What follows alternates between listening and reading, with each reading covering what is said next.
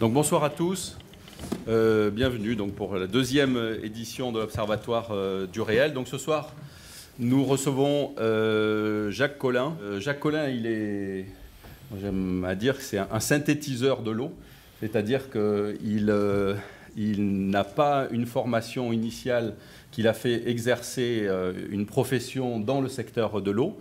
Il a rencontré l'eau, comme il l'écrit, à 54 ans. 56. Et il a compilé un certain nombre de recherches pour arriver à des conclusions qui sont, ma foi, très intéressantes.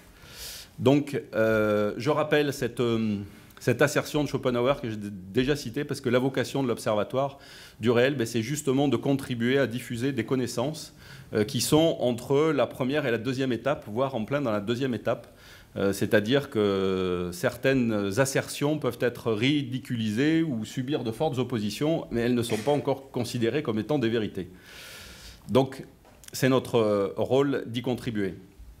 Donc, les faces cachées de l'eau, Jacques Collin, il a écrit deux ouvrages, L'eau, le miracle oublié et L'insoutenable vérité de l'eau.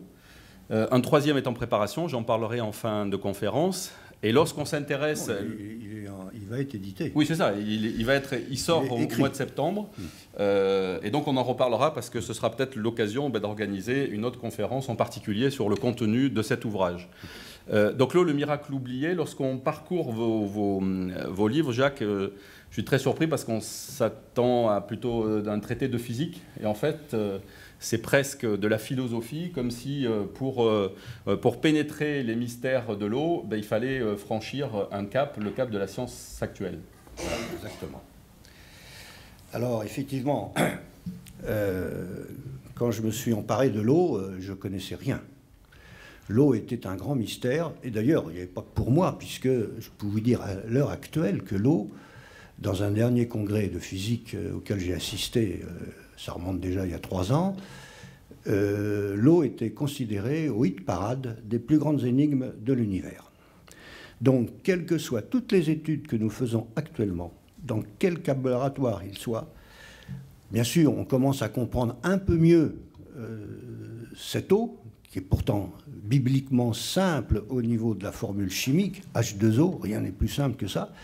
Et en fait, c'est d'une complexation effrénée lorsqu'il s'agit de voir toutes ces molécules d'eau se lier ensemble, se défaire, tout ça des milliards de fois par seconde. Donc on n'a jamais pu prendre un film, si je peux dire, de l'eau tel qu'on pourrait la voir au niveau dynamique et cinématique. Donc cette eau déconcerte tout le monde, et c'est pour ça d'ailleurs qu'elle a été délaissée dans toutes les études qui ont été faites. Même je m'aperçois que dans le monde médical, l'ignorance est totale. L'ignorance est totale puisque pratiquement en 7 années d'études de médecine, il y a, je crois, 1 heure ou 2 heures de cours sur l'eau.